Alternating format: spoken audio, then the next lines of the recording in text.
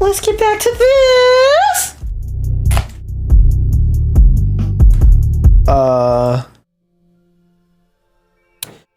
Real quick, I just wanted to start all this off by saying Dragon Ball is a series that means a lot to a lot of us, and today it officially turns 40.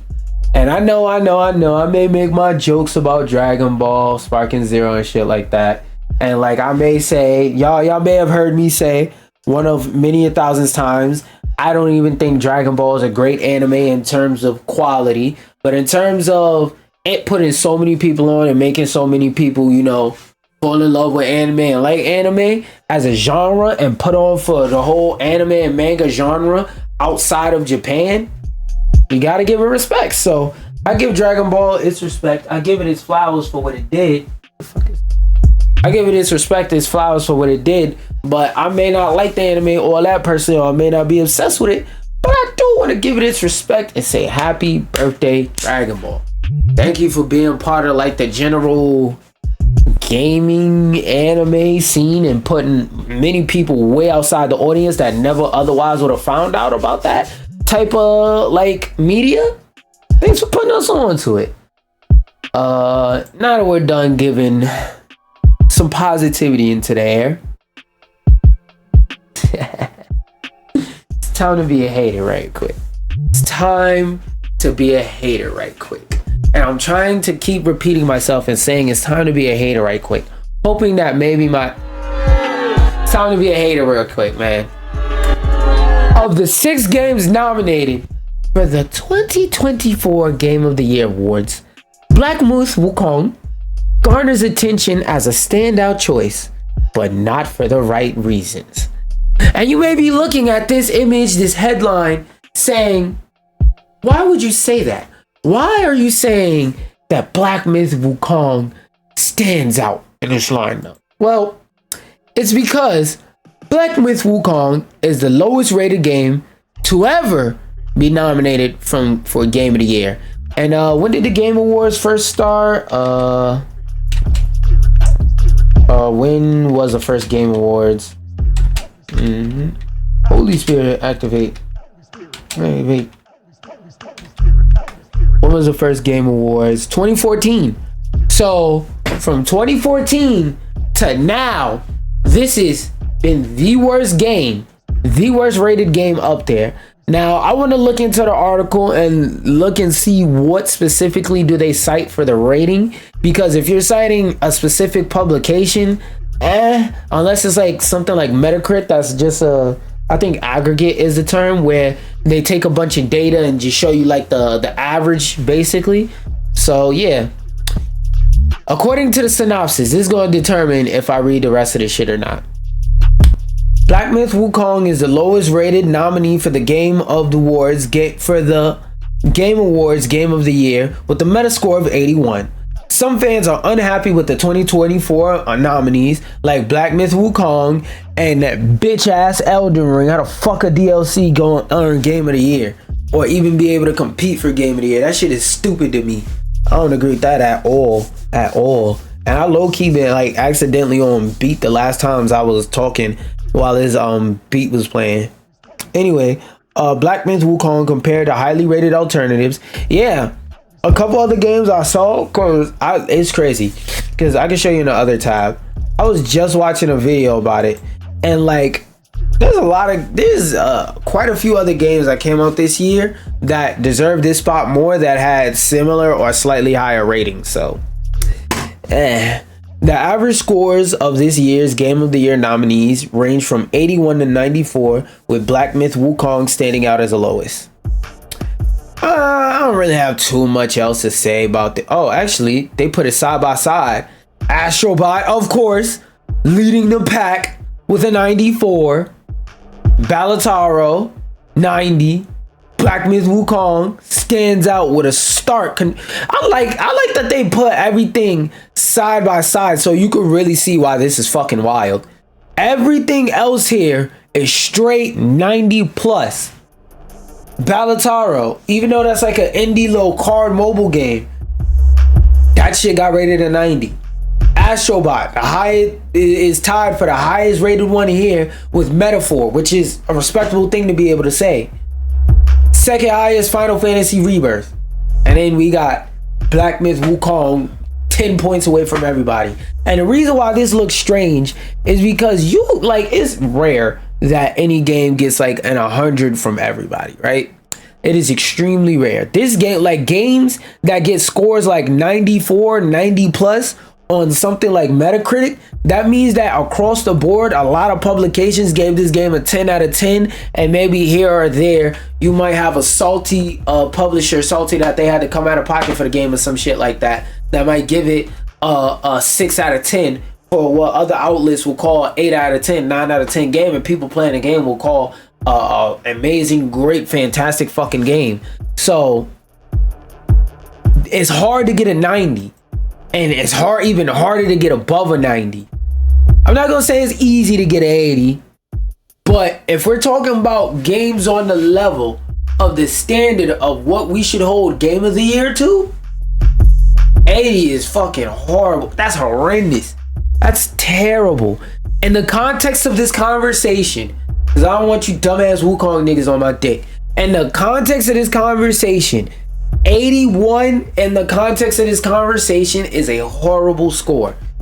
Now, as I said, I'm not playing Wukong till 2-3 years later down the line when they actually fix the game and the goddamn game works. I don't play broken games. I don't give a fuck how great they are or not. I am not risking my PlayStation 5th edition. Because even if I was double, triple, quadruple, bowling, we fly high, you know this. Bowling, like even if my name was Jimothy Jones, I still would not risk it playing a game that barely works, that's gonna have my PS5 sounding like a PS4. That bitch gonna be breakdancing and beatboxing. Shit, it just gonna invent something new called breakboxing. My PS5 gonna get up and spin in a circle while I'm playing Black Myth Wukong. Then it's gonna do this and rub his legs together and try and set itself on fire. Hell nah, bro. Until they drop some amazing stability patches for this game, I'm not playing it. I'm not touching it.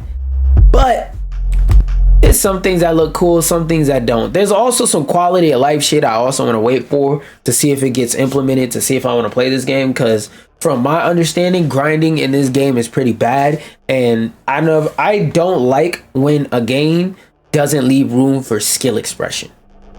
Like, it's okay to mix up the formula, randomize a thing or two here or there, but whenever you make a game that straight up says no, you're not allowed to express your skill, automatically don't like it. And Wukong, from what I've seen from like other people playing and whatnot, that's not the case. Now eventually I'll try it and see for myself, but whatever. But something I do want to see for myself, but nobody has seen for themselves so far, is Battlefield 6. According to this exclusive article from Insider Gaming, and take everything with a grain of salt, because this is an exclusive, meaning they're the only one with access to this information, access to this interview or whatnot. So whenever you see that a publication has an exclusive, always be wary, because just because they got that exclusive, that doesn't always mean that they have insider information. It could have mean somebody who was like disgruntled and just recently fired or something came with them and said, hey, I want to leak this information because I don't fuck with this goddamn company, so I'm gonna leak this information. So always keep in mind that, the fuck you mean confirm? Oh my god, why does my computer think I'm a... You think I'm a robot, bro? The fuck? But I search something regularly on Google. Whatever, nigga. Anyway, I don't even remember what the fuck I was saying. It could be a disgruntled employee just going like, yeah, I'm mad as fuck at this company, so I'm gonna go lie and tell fibs. Oh shit, I ain't changed myself to just chatting. Hold on. Exclamation point. Game just.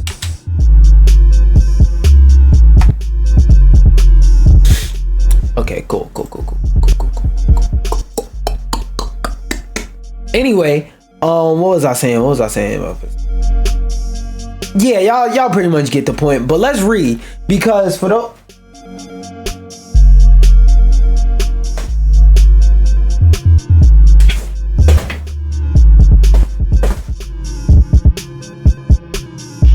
So for those of y'all who don't know, who may be a little bit unfamiliar with the Battlefield franchise, basically, whenever DICE gets up off their ass and they make a new Battlefield game and they release it, since like Battlefield 3, every year they release this game, it has a terrible launch.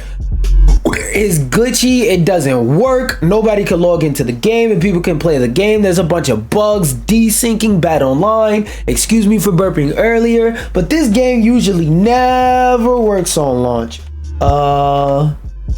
Battlefield games, because I need to see it in front of me to know which one it was.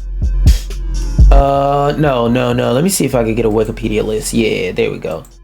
So where was it? 2006? No. Bad Company? No. So somewhere around here, 2012, when they move, is this the engine or the, yeah. So sometime around here, ever since they moved to Frostbite 2 and they dropped, I don't remember which one it was, but it might have been base Battlefield 3 or one of the expansion. Yeah, it's Battlefield 3. So ever since Battlefield 3, every Battlefield release has had a shitty launch. Battlefield 4 on launch, this game didn't fucking work. Battlefield 3 on launch, didn't fucking work. Battlefield, what came after that? What was it? Hardline? Battlefield Hardline, that shit barely worked. I remember this one wasn't bad as like 3 or 4. It was either Battlefield 4 or Battlefield Hardline, where the game was damn near inaccessible day one. And like, if you were one of the lucky people who were able to actually play the game, the shit just straight up wouldn't load matches and stuff like that. It was either Battlefield 1 or Battlefield 5 that I played on my OG gaming channel. Like the video that pops up at the end of this video for video essays, my gaming video essay channel, that used to be my gaming channel. I'm transforming it now into like a video essay channel. But yeah, I played Battlefield either 1 or 5 a very long time. Let me look at the cover, because I know by the cover. No, it was Battlefield 1 then. Where is it? Hardline. Yeah, because it was this cover. So Battlefield 1, I played the beta for that game. The beta for that game was buttery smooth. Everything was great. I was getting a good frame rate. I wasn't lagging out of matches. I wasn't desyncing in no type of way. Me and my teammates, when we talked, communication was cool. The people weren't fucking glue eaters or nothing like that. And the game wasn't glitching out in terms of like you drive a tank over the wrong spot in the sand and your shit just sink through the floor and now you're under the map. It was none of that. This game released, it was like playing Blacklight Retribution. And shout out to you if you was a fucking broke ass kid with a PS4, because if you were, you know exactly how bad Blacklight Retribution got at times. Like a good amount of the time the game ran very well, right? But then there was the rest of the time, because boy oh boy, when that game worked, it worked wonderfully, even on console, running at 60 FPS from what I remember. But when it got bad in that game, that shit was on par with a Battlefield game on launch. So this game on launch in beta, it ran better than it did on full release. I don't know how the hell you release a beta that's better than the damn full release version of the game, but I guess. Battlefield 5, this game also didn't work on launch. And in Battlefield 2042, that was a recent thing, even though it was 2021. You know, some of you teeny boppers may have, some of you little nigglets watching my videos may be like, yo, 2021, now that was a lifetime ago. But when you become an adult, you'll realize it's not that long. And now that I'm done sounding like an unk talking about that and showing my age, which people think is the worst thing in the world, Battlefield has notoriously since 2012, so for over 10 years, Battlefield DICE has been releasing new games, new Battlefields all with shitty launches. Because the way the Battlefield cycle works, the game launches is fucking terrible. They update it to make it playable, but they only do it when it's too late and half the people disperse and go to fuck back to Call of Duty. Then the game has a good lifespan. Then the beta for the next game comes out. The beta's fucking amazing. They drop the game and the cycle restarts. Anyway, Battlefield player, wait. Nope, fuck that. I already explained that. Officially, Evil Ass Incorporated has said the usual buzzwords you'd come to expect in its financial calls to promote the game, from innovation to groundbreaking. An interview with Igan earlier this year with head honcho is that Vice or Vince? Vincey Z confirmed Insider Gaming's past reports that the franchise was taking a back to its roots approach. What the fuck does that mean? With 64 players, all-out destruction in a modern setting. I guess, bro. Well, yeah, older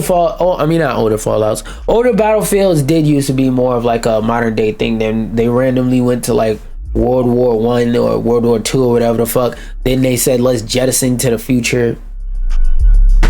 So yeah, I can understand what they mean by back to a more modern approach, because like older Battlefields used to be more about playing the game tactically. It was like in the same lane gameplay wise as like a Rainbow Six Siege or something of that nature, because it played more boots on the ground tactical.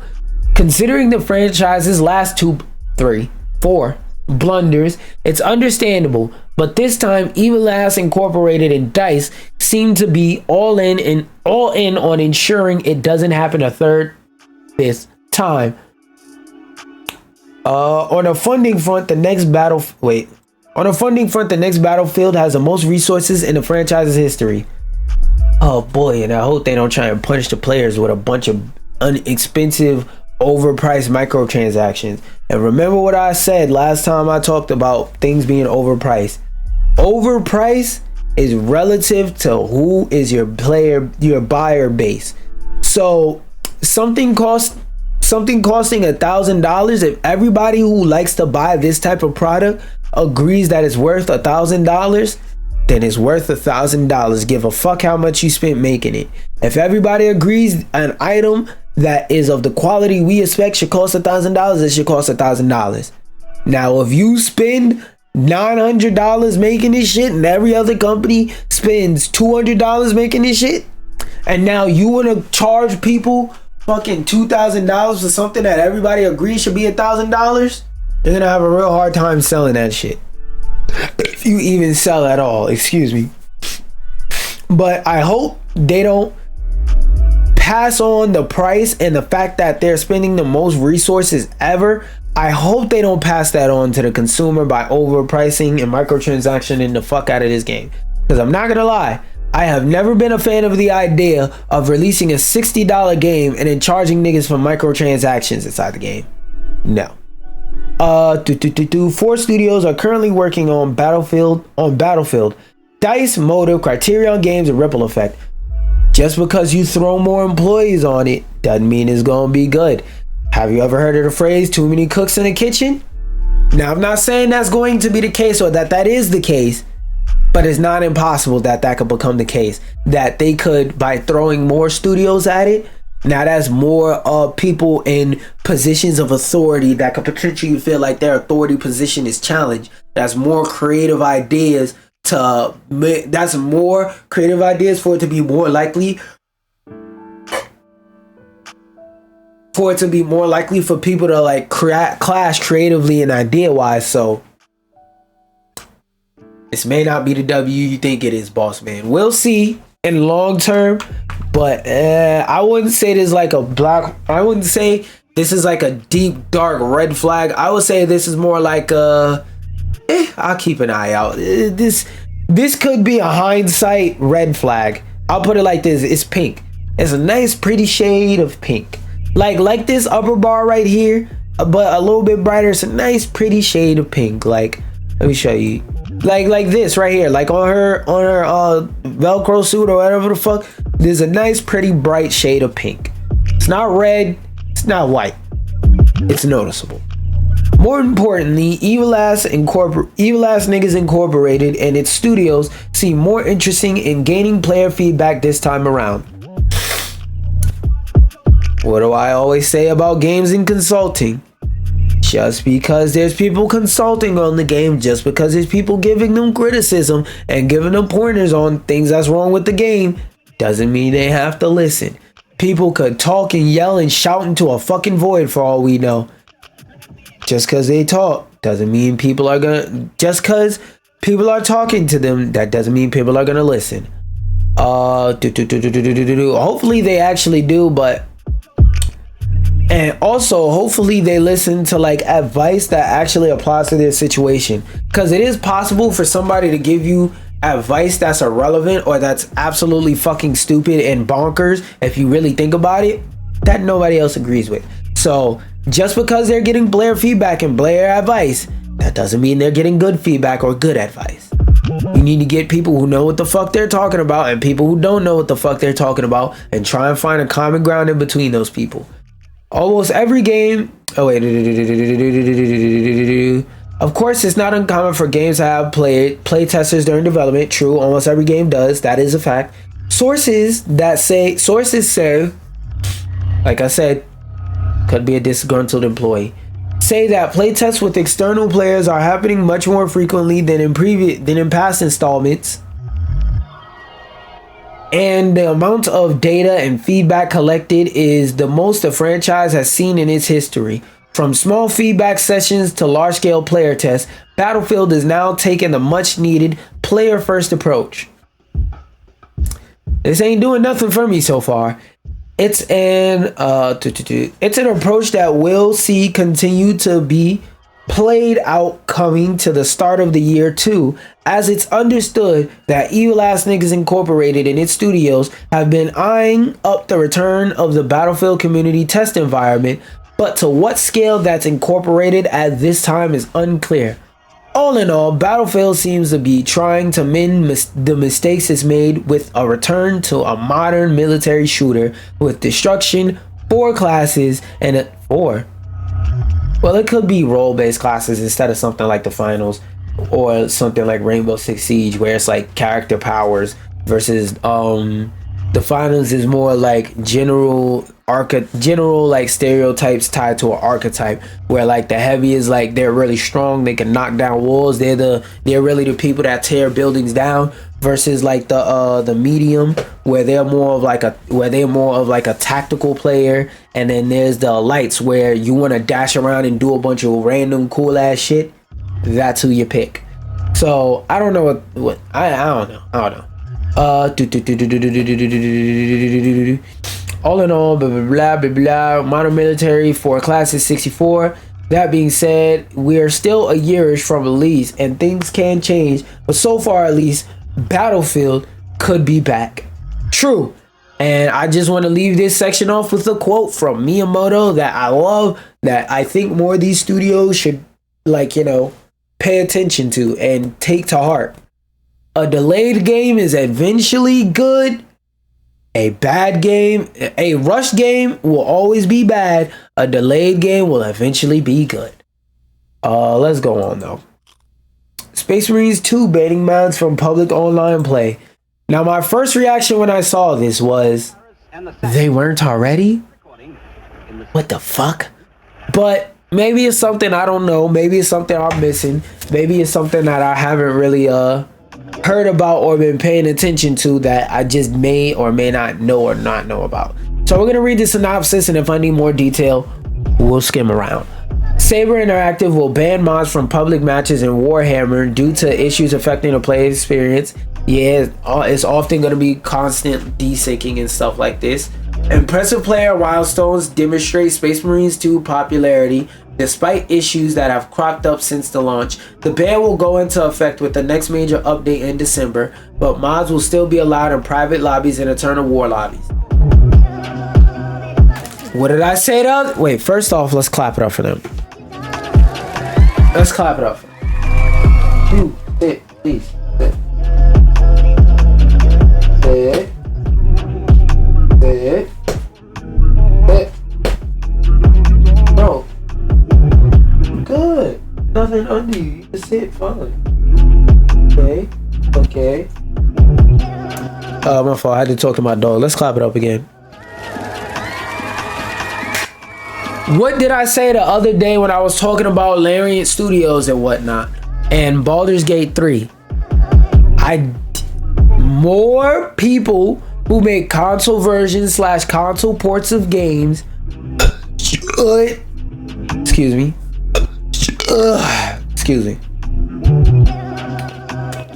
more console games should look at people who mod games as an official part of their community.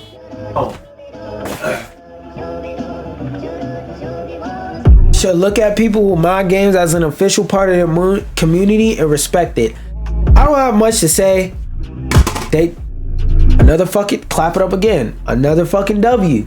Making it easier for people to play online and give this game longevity in ways that make it so that this game can last longer and have different experiences.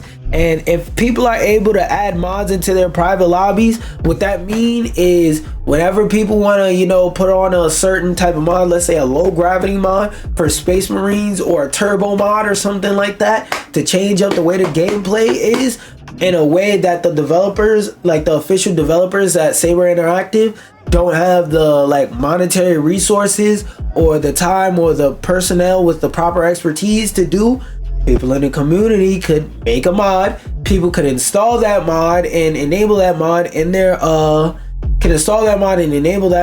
their lobbies when they're playing in lobbies, and then disable it if they want to play in like the general public online. Alright, hey, I ain't got much to say other than let's clap it up again. Fucking W. I'm finally glad I'm a fan of a game with developers that treat me this fucking good. Cause like what I always say about these game developers is I understand it's a business at the end of the day. I'm not asking you to essentially get down on your knees and open up your mouth so whenever I need my penis cleaned I can just no, all I'm saying is just be respectful. You know that I paid money to play this game. Respect me and respect my time. You don't have to make it so that I could press one button and unlock everything in the game, but just give me clear pathways to be able to do what I need to do, and don't make a game that's gonna frustrate me. Otherwise, I'm gonna get the fuck off the game and I'm gonna return it. But speaking of returns, let's speak about a platform with the most generous return policy of all time. Well, in terms of like the gaming sphere, the most generous, because the most generous of all time is Costco. Nigga, you could, as long as you bring that shit back in one piece, they'll give you your full refund, no receipt. Valve's new Steam rules will finally hold Season Pass DLC to account. I have no idea what that means, and I haven't looked into this article or this in general. I haven't heard shit about this, so I'm going in this blind. Let's see what niggas is talking about. A data mine from earlier this year. Oh, I need context. And a move to make sure, actually, before we do that, I'm gonna move my body. I'm gonna get active, just like you should move yourself up out that seat, up off that toilet, up out that bed. You should move to go get you some wet juice, aka water, to drink with me. Matter of fact, I'm gonna be polite. I'm gonna give you a second to pause the video and go get it.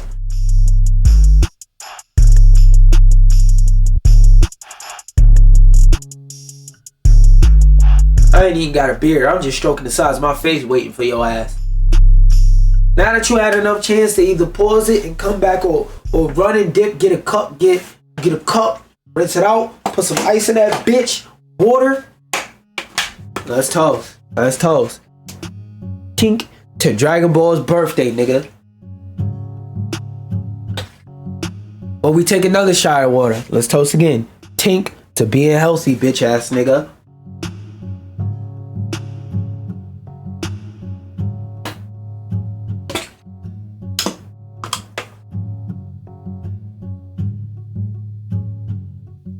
What did you put in my chair?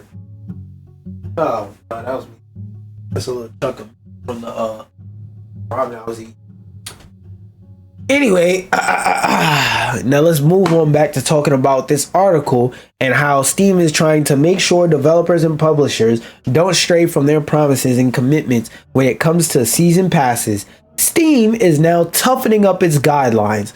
Newly spotted documentation from Valve outlines how season passes must give a release date to all downloadable content included, describe what's in each piece of DLC and more. I like this part. Describe what's in each piece of DLC. Because, excuse me, there's been times where I've been getting ready to buy DLC for certain games on Steam, and because the developers are lazy, or whoever's overlooking the Steam page are lazy, like you'll look at it and it'll have like one fucking sentence for the DLC, and I don't know what the hell I'm getting. Like, is the DLC just something that can only be described in one sentence, or are you niggas lazy? Sometimes I legit don't know and I can't tell the difference. So, oh wait, my shit's not plugged in all the way. So I like that part. A data mine from earlier this year hinted at such a change was coming to Valve's storefront, and now its official Steamworks documentation, which is essentially a handbook for anybody wanting to list their content on Steam, has been updated with a new section. The brand new page clearly defines season passes as, quote, a purchasable item of DLC with promise of future content to be delivered to customers either as separate downloadable content releases or as additional content unlocked within the base game, alongside some guidance on how to properly set all that up. The first big one revolves around the release schedule for season passes and the process. Wait, hold up. Let me highlight the whole thing. So, quote, according to the Steam rules, it says, if you're in the process of launching a season pass, you will be asked to commit to a launch timing for each content released in the season pass. That launch timing is a commitment to both customers and Steam. So they said, you fuck with our customers, we fuck with you. They said, if you promise something to our customers and our customers don't get it, guess who ass we gonna be inside of?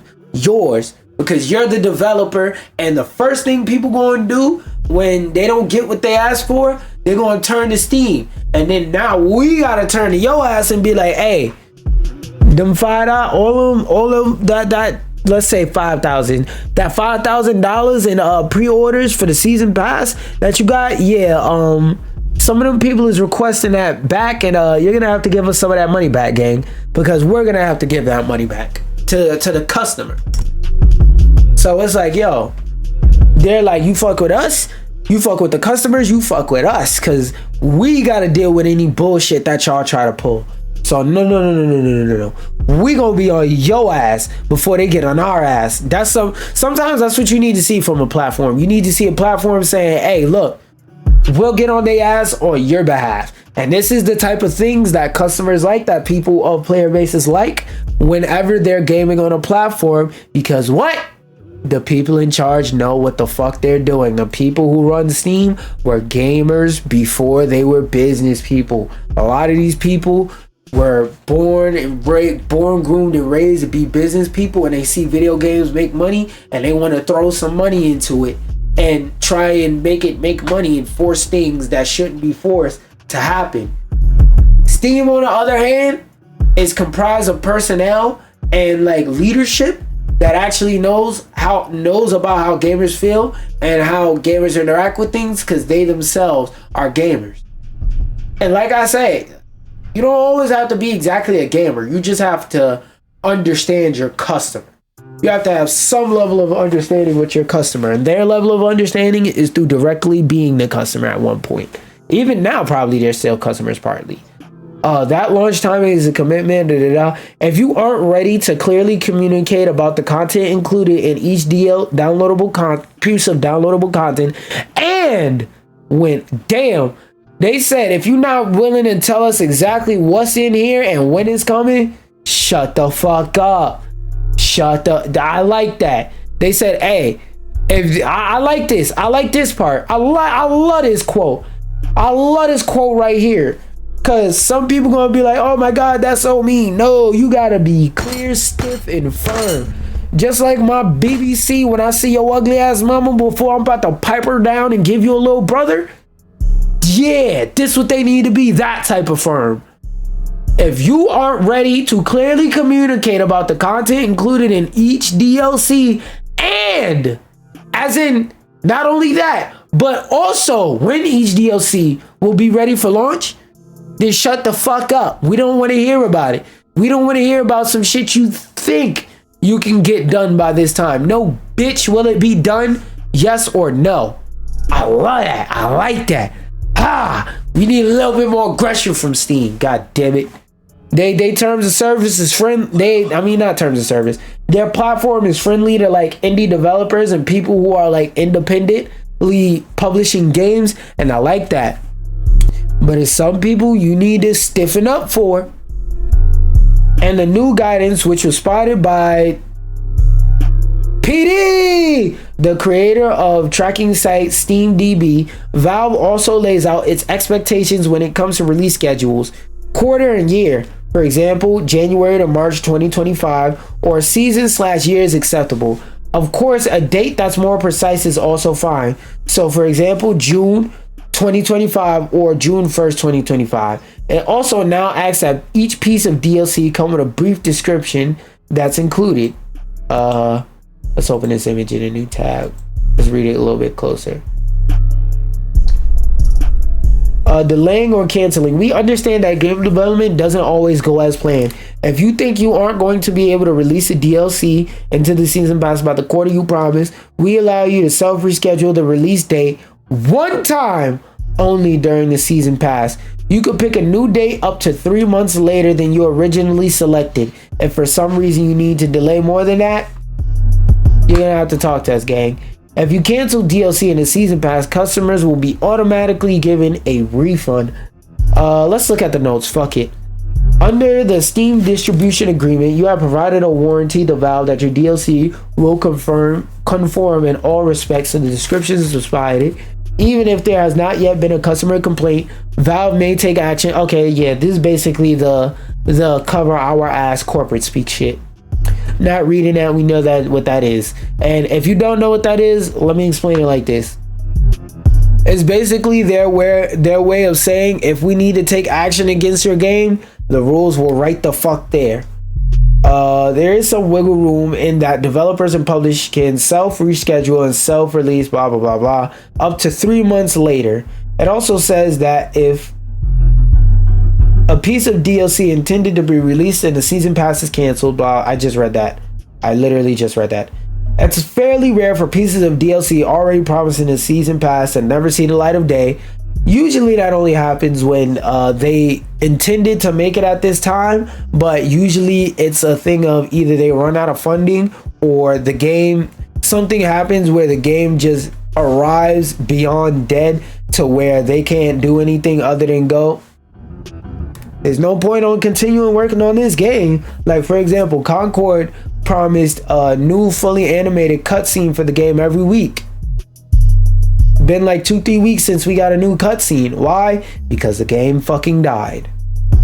Plus it's season pass and never, but it's very reassuring to see Valve protecting against these situations. Yes. Plus its forcefulness in holding release reschedules to account is another positive step. Basically they're saying, like I said earlier, they're basically going, look, if you ain't got shit to talk about and if you ain't sure, shut the fuck up.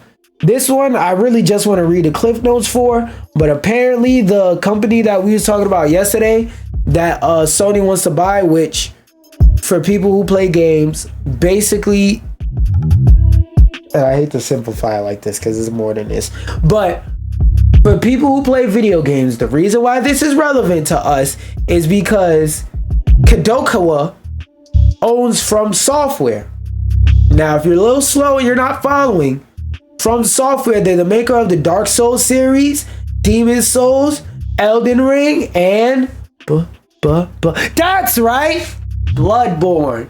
Now, I don't give a flying fuck about Bloodborne, but the Bloodborne fan base since like 2017 for like the past 6-something years been crying for a PC port, and they're really over there just shivering, shitting themselves, crying, sad, shaking because all the best PS4 emulators right now can only run Sonic Mania, a fucking pixel game that came out on PC anyway. So there's no way to play Bloodborne on anything other than a PS4, and the PS5 backwards compatible version, if I remember correctly, is still locked to 30. So If it even exists. Let me look it up. Let me look it up and see. Cause it could have been Demon Souls I was thinking about.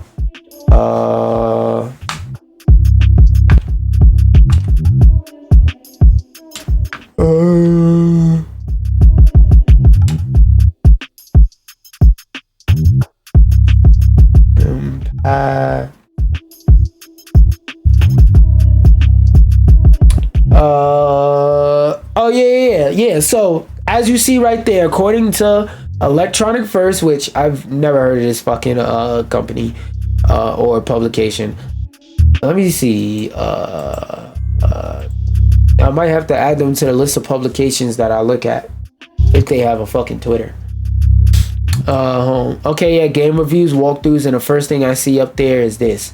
Okay, I'm gonna definitely keep them in mind in the background. But yeah, Electronic First. Exit out of that, please. Thank you. But yeah, it's already backwards compatible with the PS5, but it's still in 30 frames per second. So the biggest thing in terms of the gaming sphere that could come out of this is a fucking Bloodborne port, and at least I won't have to hear two fandoms bitch about a game that they're probably never going to get because they actually got theirs. The other one being Mother fans. Let's read the cliff notes and see if there's anything interesting. Kadokawa has received an acquisition offer from Sony but hasn't made a decision yet. Concerns arise about Sony potentially limiting From Software games to PlayStation platforms. It was like that previously. Like, let me see. I may be talking on my ass, but I think to this day some of the older Dark Souls games aren't available on Xbox. Or yeah, let me do that. Where any Dark Souls games, please, LEAS be on Xbox. I'll trust Gemini for this one. Yes, several Darks are available. 2011. Okay, so yeah, they were released on Xbox, but like these three games, and I know Demon Souls for sure. What?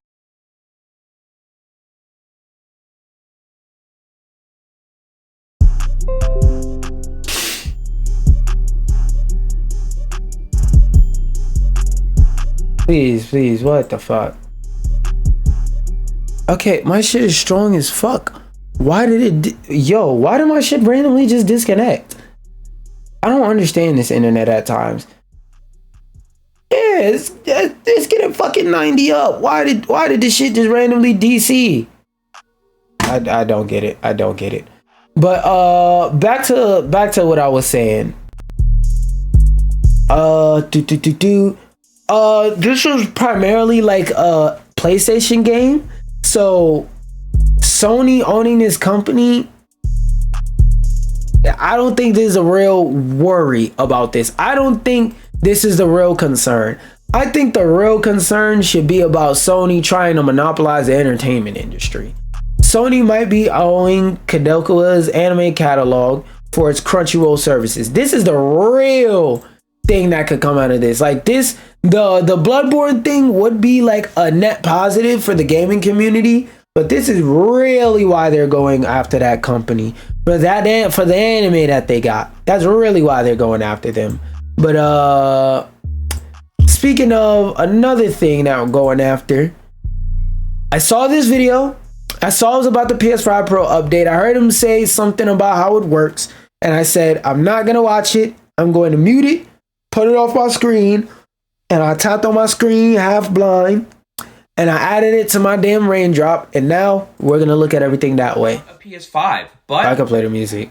Before today, you could play the PlayStation Portal anywhere with Wi-Fi, but you had to connect to your PS5 to remote play. Now with this new update, you don't even need a PS5. You can just use the new cloud streaming beta. The catch is that this feature is only available if you have the highest tier of PS Plus, which Moving on, Star Wars Outlaw. Boy, what the fuck? It's in beta, so I get it. They want to limit it to very few people, but I don't give a fuck. because the amount of people that can use this in the first place is very low because very few people bought the PS Portal. And then you're limiting 90% of the people out of the 1% of people of PlayStation, people in the PlayStation ecosystem, including or not including people who bought PlayStation games on PC, Helldivers, The Last of Us, whatever, Sushi Ghost, God of War. So out of that 1% of people that brought that, you said only 1% of those people, being the people that brought the PS Portal, can play that, and only 1% of those people who brought the PS Portal and have the highest tier PlayStation Plus can use it.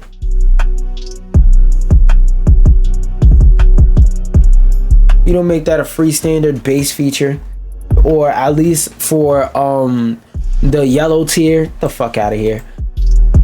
This one I wanted to talk on more so as like a general topic, not so much something in Star Wars in general, but I'm not a fan of this change decision for the simple fact, as I always say, I don't like it when game developers don't stand on the game that they designed.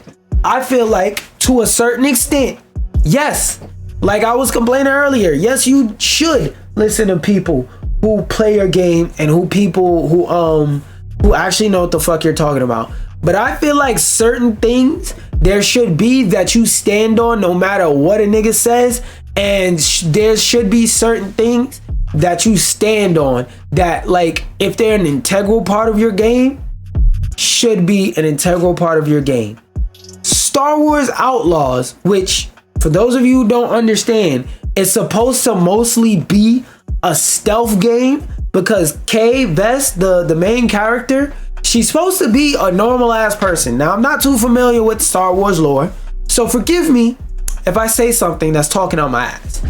But Kay Vest is essentially a nigga with a switch going up against armies of aliens. And not only is she a nigga with a switch, she's a frail nigga with a switch. So everybody else is busting off the switch. They going, she's busting off the switch. She's going, because her arms are too damn weak and frail to hold the fucking switch, because she's a normal person. It's not like she's one of those Jedi or anything like that, where or like Rey or something like that, where she got superpowers, or she exercises a lot and she's a combat expert. She like the Black Widow of her universe.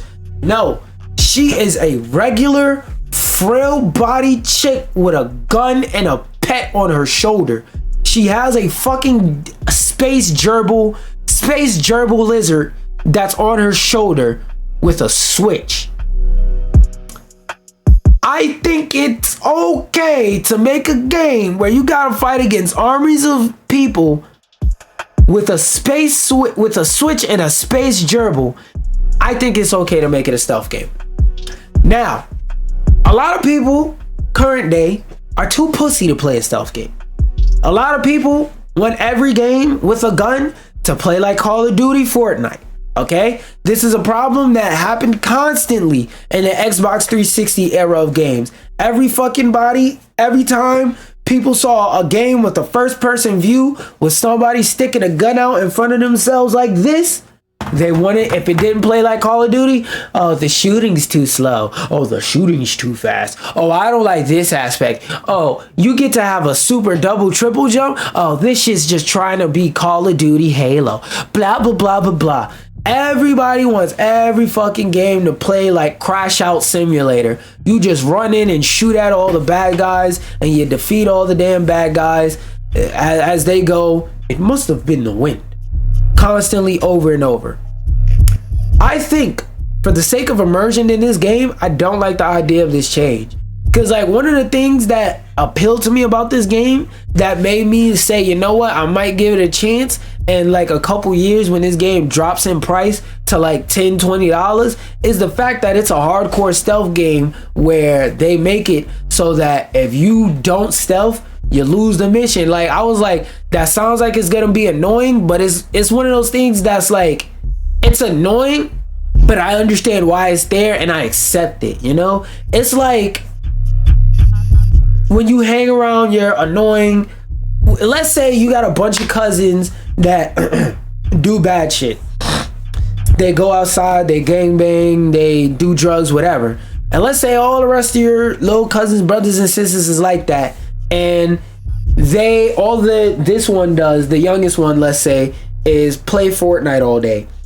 And you get annoyed with how much they always want to play Fortnite with you. But you play Fortnite with them because the alternative is going in the streets and gangbanging. And they start streaming and they start playing video games. They become a gamer or whatever. And they go that route.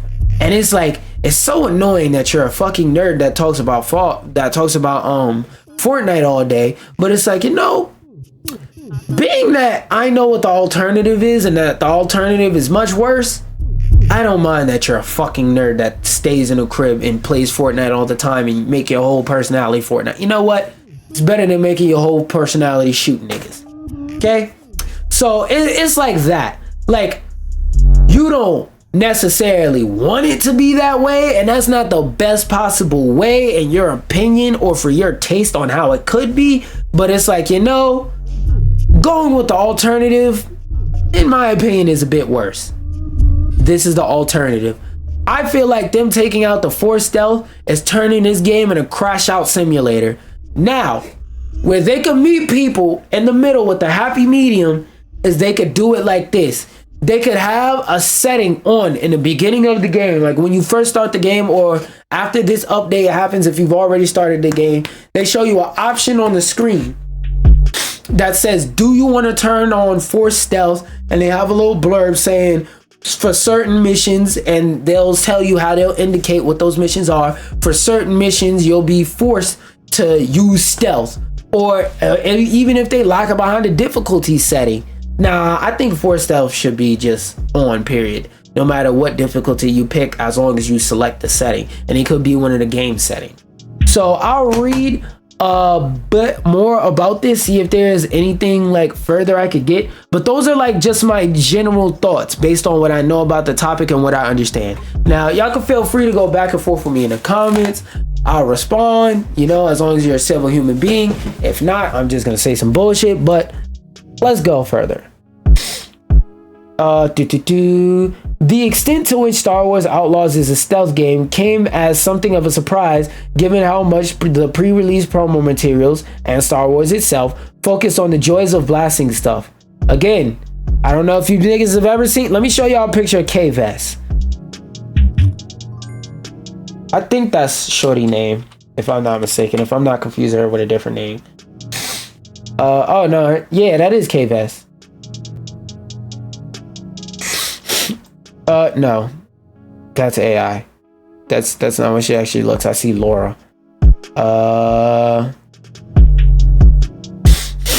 right, there we go. Where's open image in new tab? Am I bugging? Oh no. Boom. Now look at her. Look at. Can y'all see it? Look at this image of K-Vess. She's not super buff. She's not super brolic or nothing like that. She's a regular woman with a switch and a space hamster gerbil on her goddamn shoulder. She cannot fight all these armies. She is not super military woman. She's not like a Captain what was it? Captain Phantasm? What was the name of the silver chick in Star Wars Battlefront? Star Wars Battlefront.